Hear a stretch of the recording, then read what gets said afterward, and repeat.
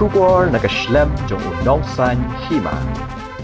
Menteri Katanat Puli Putih Urakam Sangma habajubab ya kejingkali jong unong yalam kaliang persyak Dr. Mugul Sangma halor ke College of Architecture and Urban Planning Tura ula pentep bapo yang dorbar bay kejing pentrei ladap kat ba kejing penkrek banbu ya ke umbam umdi bat ke Bording kadang ya chakman Urakam ula pentep syuk-syuk bawat hapdeng kejing penslam hendai kikam kiladap bat katanat kadang don hapo kejing penkrek ban yo ya kejing menjur na ke All India Council namar baka online website kapli tang shisian shisnam kata ha ubnai no pra menta usnam katanat kan apply ban penyat ya ke college shu ukon rat sangma ula jubab ya jingkali balabu the WLO bat pentep baka jingpen slam kadai namar bakila don kijing perking ban shna surok bat kumjuru kijing don ya jing e na jingwan ke klam COVID-19 kebalakta ban penyat chakmat ya ke kam kibala penmi ka tu ka kijing e. So we move on to the next question number 30, raised by Dr. Mukul M. Sangma and Sri Bright Strawell Marbanio. Sri Rakam A. Sangma, Minister in charge, to reply, please. Speaker, sir. Reply to question number 30, sir. A. The status of the College of Architecture and Urban Planning, Tura, as per as below, sir. So number 1, the civil work construction for the College of Architecture and Urban Planning Tura was completed. So number 2, service connection, power supply scheme, power and other process of power are under process of preparation and plan and estimates. So number 3, the government has conveyed approval of establishment of architecture and urban planning. Balagre and 46 posts was created, and which include 25 gazetted posts and 21 ungazetted posts. So number 4, the College of Architecture and Urban Planning, Balagre will initially cater to technical branches, that is number A, 4-year undergraduate course in architecture and 4 undergraduate course in planning with intake capacity of 30 for each branch. So number 5, roster was approved by the government. So B, so the total amount of sanction by the government for India for the project is 26 crore with funding of 90:10 ratio. Till date, government of India has released the entire amount of 23.4 crore. So the first installment amount of 11.70 crore was released on 28/2/2017, and second installment amounting to 5.85 crore was released on 28/2/2020, and third installment amounting to 5 crore.85 was released on 3/3/23, sir.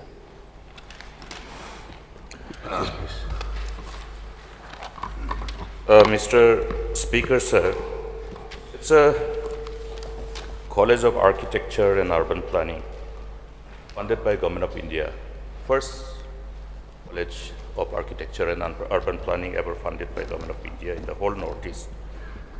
Now, the first installment was released on the 28th of February 2017, and the work started. May I know from the Honorable Minister in charge the reason for delay? From 2017, this is 2025. The reason for delay? Speaker, sir. Sir, despite of all this delay, sir, now the work has been completed, sir. No, we know the delay. Work is completed, yes, but I'm asking the reasons for delay.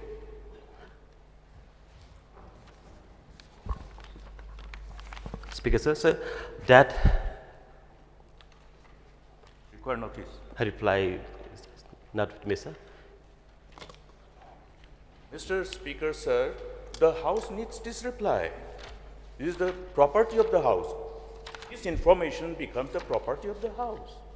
Therefore, lest this becomes a precedence. A project which is funded at the rate of 90:10 by Government of India, the fund is available, you complete it and ask for some more. We are blocking the further sanction of similar kind of program. You cannot end up establishing only one college in Tura and leave the rest of the state. How many thousands of students are aspiring for this kind of courses and going outside? So this House requires clarity on this. So I would like to know the reason This is not my repetition of question. I think it should be considered at my first supplementary. The reason for delay.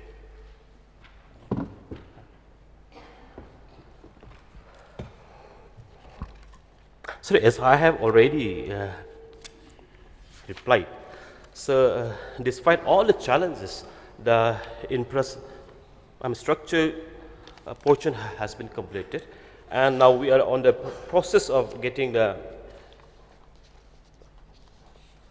approval from the All India Council of Technical Education, because the website opened once a year, that is on December and in the month of December only. So in the year of this year, in the December of 2025, we will apply all the formality for all the permission approval from the competent authority to run the process. Yes, sir. Sir, I just supplement to the reply of the Honorable Minister. Said that of course the construction work was delayed quite a bit, and there are multiple reasons for it. Sir, we did face multiple challenges. The location, for one, because there were restrictions in terms of the road connectivity to that particular location. The road was not part of the initial sanction, so the road that led to this location was not up to the mark, because as I said, it was not part of the sanctions. So that required a lot of problems for the contractor. We did have problems of COVID during for 2 years or 3 years almost, which really affected the work. And there were other issues, local issues that were there, which also inhibited and created problems for the contractor in terms of the location. There were also some incidents of elephants being present in certain areas. So on and so forth. Local conditions also created certain problems, but mainly because of the issue of COVID and the road connectivity, which was not part of the initial sanction, which we have sanctioned now, and now the road connectivity also has been done, since the university campus also is in that line. So now, sir, as Minister has mentioned, that there was delay, no doubt about it, but we're happy that the work is now completed, and as mentioned by Honorable Minister, we should be starting the academic session very soon. Next question. Mr. Speaker, sir, I appreciate the CM for intervening, but I think I should make a submission before this August House. The attempt of the minister in charge to withhold this information. What is the problem in sharing? It is the privilege of the House. It's not the privilege of the questioner, the privilege of the House.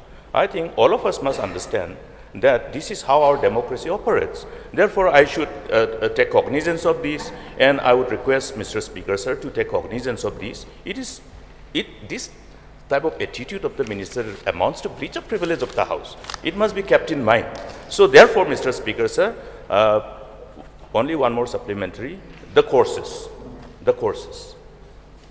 What is the basis based on which the course has been identified, and what is the kind of exercise that the government is looking at, keeping in mind that the moment we introduce this course, these courses are such that all the products of these colleges will be the people who are in demand, because this is one of the courses, and this is something, once somebody has with this kind of any qualification, architecture and urban planning, how much money we are spending for Shillong City?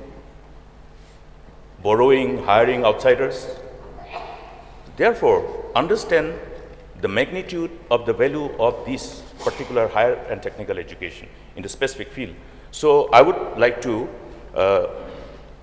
seek rather a very frank information from the government as to whether a due diligence is being done to decide upon the courses in as far as the courses for this particular college is concerned.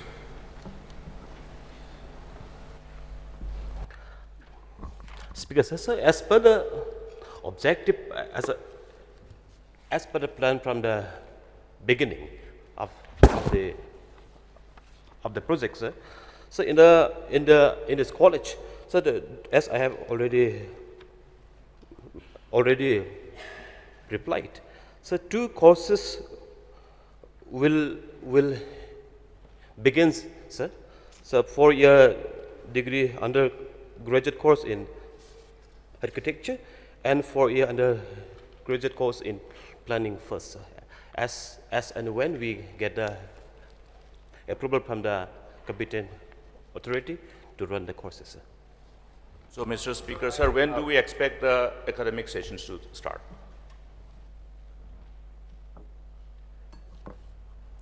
Speaker, sir, so as I have already said earlier, so the online application portal opened only once in a year, that is in the month of December.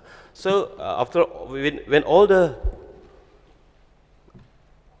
formalities, be it the buildings and the service connection is completed, we will apply for the permission of approval in the month of December 2025, and as and when we get the approval from the AICT, we will start the classes, sir. Can we expect the government to give due weightage to time? Because we are losing 1 year, 2 years, 3 years. Children are waiting. So can we get an assurance that by any means, the next session onwards, the academic session shall start? Yes, sir. Sir, I'll just supplement the answers that the Honorable Minister has given. And I would also like to, of course, respond to the Honorable LO's points that he has mentioned. So first of all, I would like to make it clear that Minister had no intention to withhold any information. I think that's wrong to judge or to conclude that he was withholding. He had specifically mentioned that the information is not with him. And that is why the information was with me. And as soon as I got the opportunity, I shared that information. So there is no question or intent of withholding any information. I want to clarify that, number one, sir. So number two, so there are different processes that need to be followed for different projects while we implement things. Different permissions need to be taken from central government. All of these are, technical in nature, and they do take time, sir. Have things been delayed? Yes, sir. They have been delayed a bit, and we are also concerned about it, and we would like to see that things move fast.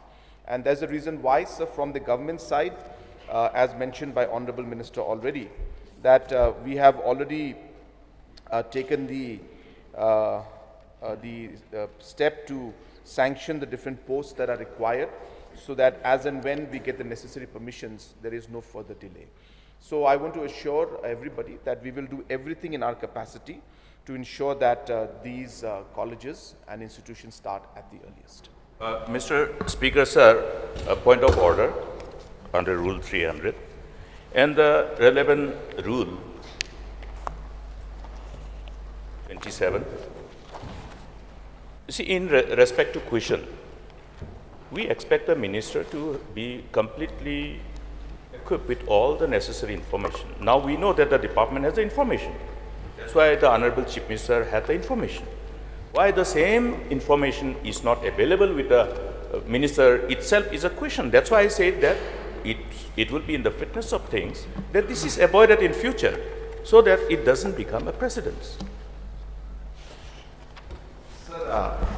I think it's very clear that at the end of the day, the government has replied back to the questions that are raised by the opposition, sir. And that's the matter of at the end. If the minister did not have that information, it was there, but maybe he could not find it in the files, or whatever reason it is there. I found it, I saw the information, and I replied.